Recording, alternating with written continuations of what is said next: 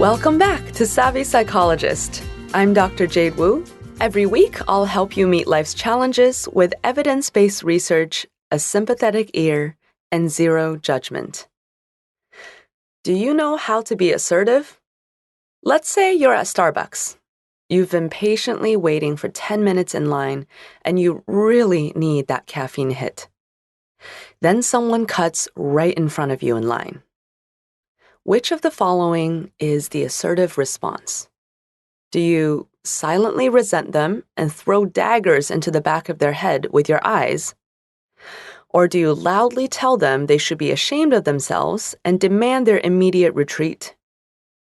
Or do you make snide comments to your friend just loudly enough for the offender to hear about how some people are just so entitled? What's the answer? Well, that was a trick question because none of those responses is assertive. Silence is passive. Public shaming is aggressive. Throwing eye daggers and making snide remarks are passive-aggressive, the worst of both worlds. Some of these methods might get you what you want, which is closer to your coffee, but at the cost of not being very gracious. Maybe you don't care about being gracious at Starbucks, and that would be a totally okay choice. But sometimes the stakes are even higher than coffee. That's hard to imagine, I know. But let's say your boss keeps making sexist comments that make you uncomfortable. The wrong reaction here could affect your job, even though that would be unfair. When the pressure's on, it's even harder to walk the line between keeping peace and standing up for yourself. So what to do when you're in an awkward or unfair situation and you want to both get what you need and avoid stepping on toes? What if you don't want to hurt someone's feelings or don't want to be known as the dramatic one, but you also want to keep your dignity intact? Be assertive. But wait, you say, what if I just don't have that type of dominant or aggressive personality? No problem. You don't need to be dominant or aggressive to be assertive. In fact, being assertive is the opposite of bulldozing others' opinions.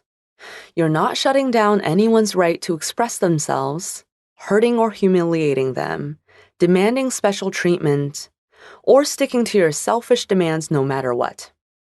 In fact, being assertive has nothing to do with threatening, coercing, or even raising your voice.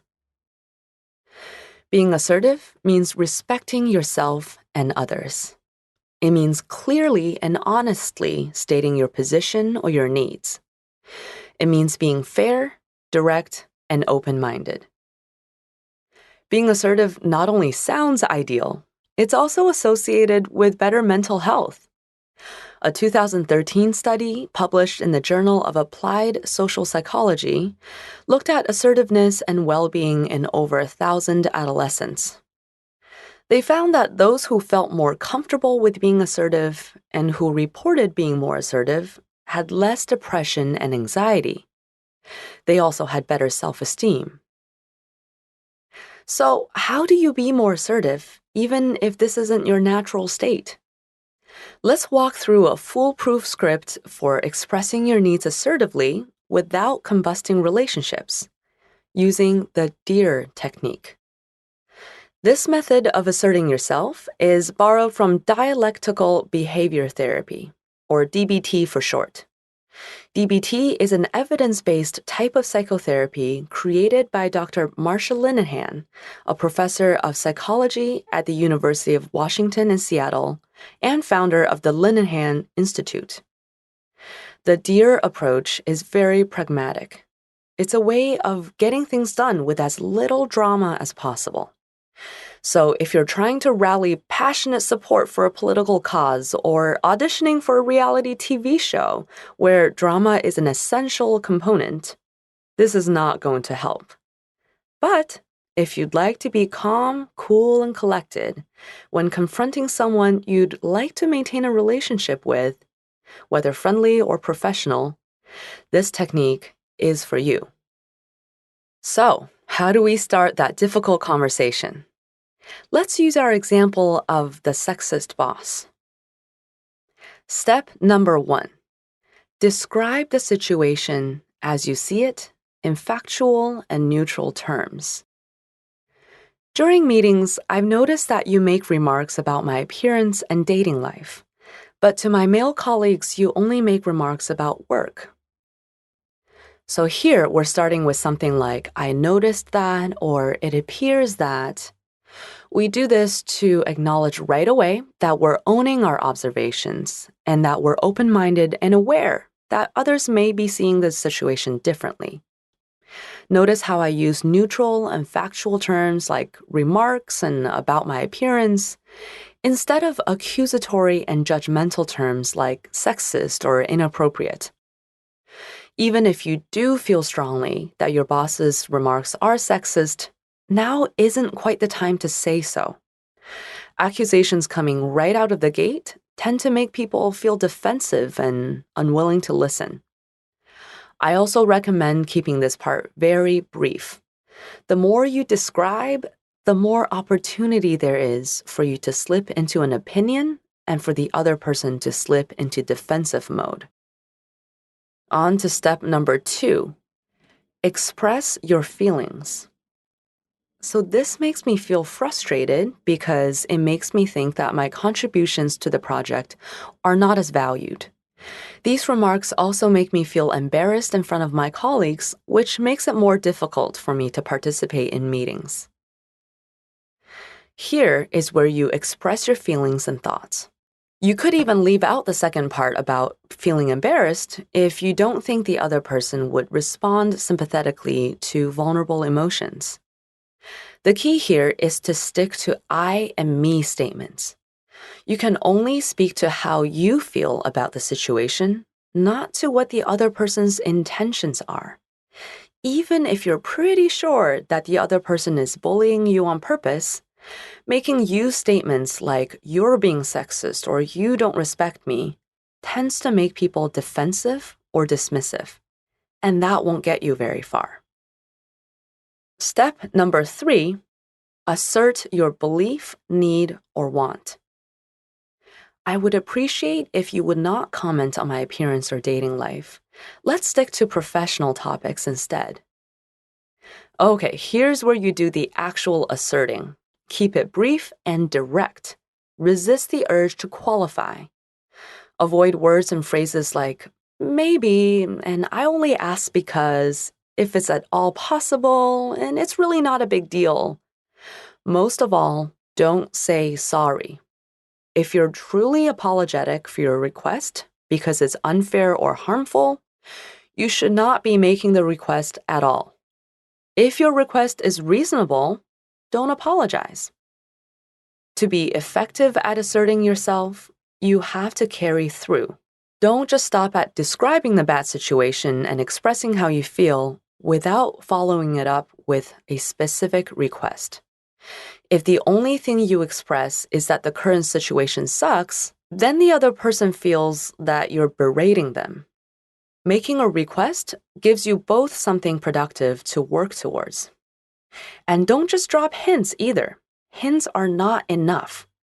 Maybe you're hoping they'll catch on if you say something like, oh, society nowadays can be kind of unfair to women in the workplace, you know? Okay, sure, the other person might think. What does that have to do with me? Notice how the hint gave no indication of what the person should do differently. They can't read your mind, so do them a favor and make a specific, actionable request. They'll be much more likely to actually change their behavior that way. Step number 4, last but not least, reinforce the other person. I appreciate you hearing me out. It means a lot to me to have a supportive boss. Your cooperation will make me feel a lot more comfortable and better able to contribute to the team. This last step is very important. It's the cherry on top, the thank you in advance. It reminds the other person that you're not trying to pick a fight or cause drama, and that you do care about maintaining the relationship. People enjoy being acknowledged and appreciated.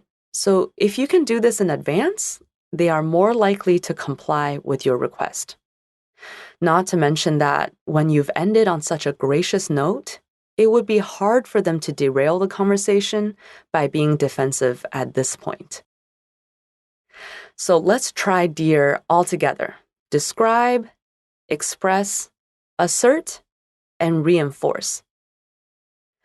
During meetings, I've noticed that you make remarks about my appearance and dating life. But to my male colleagues, you only make remarks about work. This makes me feel frustrated because it makes me think that my contributions to the project are not as valued. I would appreciate if you would not comment on my appearance or dating life. Let's stick to professional topics instead. I really appreciate you hearing me out. It means a lot to me to have a supportive boss, and your cooperation would make me feel a lot more comfortable and better able to contribute to the team. So how does that feel on the tongue? Does it feel stiff and scripted right now? Don't worry, it'll get smoother with practice. And people rarely complain that someone's assertiveness is too professional. Write down your own script, practice it out loud, and you'll feel confident in no time. So, what about the coffee shop situation? Do you really need to go through the whole DEAR script when someone cuts in line? Not necessarily. A brief line using the spirit of the DEAR script would probably suffice. Something like, "Excuse me, I believe the line goes this way. Could you please join the folks over there? Thanks." If you try the DEAR technique in real life, let me know how it goes. And if you want to learn more tips about communication and well-being, subscribe to the Savvy Psychologist podcast. Next week, we'll talk about surviving as a night owl in a 9-to-5 world. Savvy Psychologist is audio engineered by Steve Rickyberg and edited by Karen Hertzberg. As always, Savvy Psychologist is strictly for informational purposes and does not substitute for mental health care from a licensed professional. Thank you so much for listening. I'll see you next week for a happier, healthier mind.